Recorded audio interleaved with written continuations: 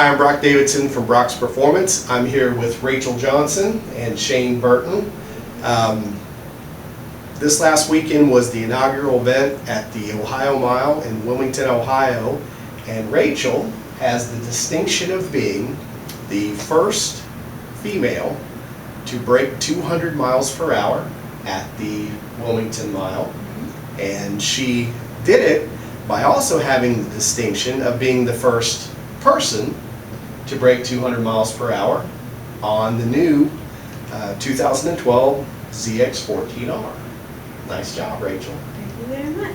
I've got a couple questions for you. Okay. For your day job, are you a professional motorcycle racer? No, I'm not. No, what do you do? I'm a gas technician in the semiconductor industry. Gas technician in the semiconductor industry. I'm sure we could go into a very long story as to exactly what that is, but we'll just keep it at you're not a professional motorcycle racer. That's correct. Regular Joe. Yes. Okay. So tell me about this weekend's activities. Did you get a big pile of runs and have unlimited time to do this, or what happened? We did have an unlimited time to do this. It was only a 2-day event. We caught a lot of rain, and we also, being the first Ohio Mile, we had to do licensing passes. So we got a total of 3 runs the whole weekend. 3 runs the whole weekend. So I understand for the licensing runs, you had to make one run at 175 miles an hour. All the competitors did. So you made one run at 175. Yes. And then your next run Was all out what I could do. that was it. And how fast did you go? 201.76. 201.76. So you've made a total of 2 runs on the 14R. One of them half throttle at 175, Yes. and the next one 201 miles an hour. And that's it. That's it. That's it. And set a milestone in history. I see you have your East Coast mile an hour, 200 mile an hour club member now. That is correct. Because in order to do that, you have to set a record and set a record at over 200 miles per hour, correct? Correct. Well, excellent. Nice work. Thank you. And we have Shane Burton, bike owner, apparently tuner extraordinaire, to get her over 200 miles an hour. Now, I want to mention, we're standing here in front of the bike. I know a little bit about it. All bolt-on components. Correct. Stock wheelbase. Racheal's foot shifting. Right. No easy task in itself. Believe me, I've done it at the Maxton Mile. I managed to break 200 miles an hour. Scared me to death, by the way. I managed to break 200 miles an hour foot shifting. Man, that is no easy task. You tuned it. Tell me a little bit about it. I mean, how'd you know what to do? Obviously we wanted to use the development you had done with the bike, and we used that as a baseline. We looked at the Diary 1 bike that was the Gen 1 for the modifications that got that to 200. And of course we got very good support from Brock's and information, and just put it all together and it worked. Wow, that's fantastic.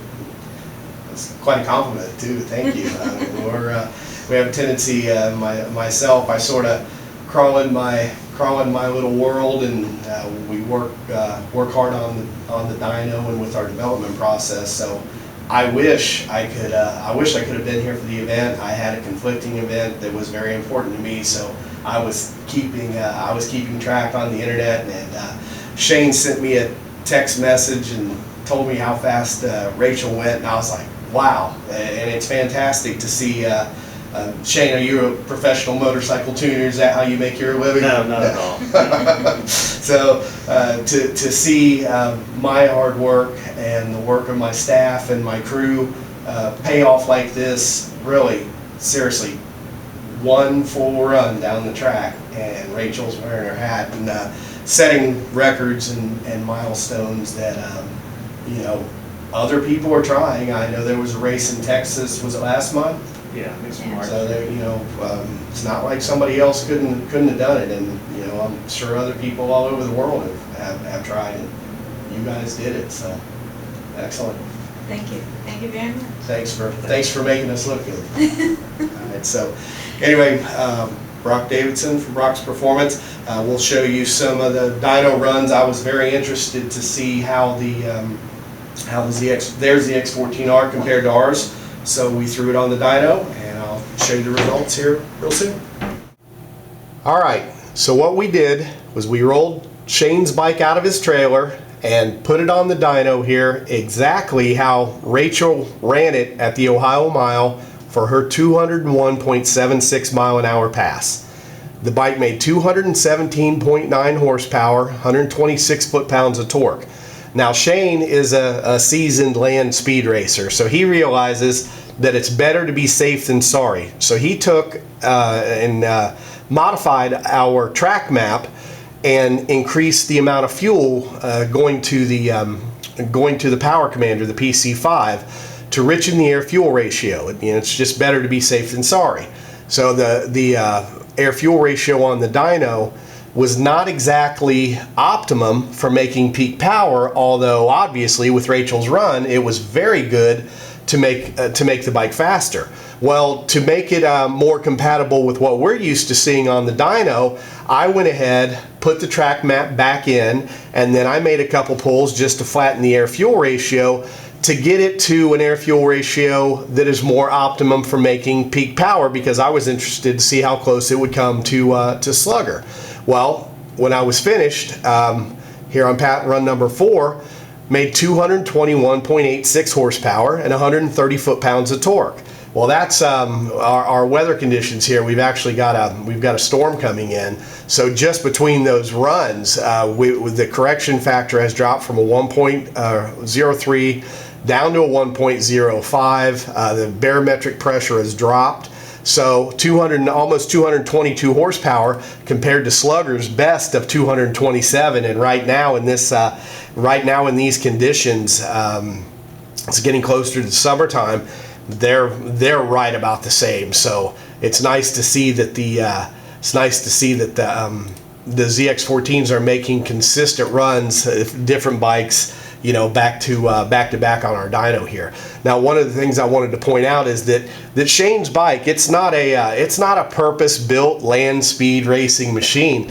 It's his street bike. When they were coming from, they're based outside of Richmond, Virginia, and when they were coming down to the Ohio Mile, Shane needed to change his tire, so he stopped and got his tire changed. Well, the bike only has a little over 600 miles, so it was nice out. He decided to go for a ride. The last 140 miles or so of their trip, he just rode it. Actually ended up pulling into the facility there in Wilmington, riding the bike in. So it's really amazing what the ZX14 can do. We're talking about drive around street bike, license plate.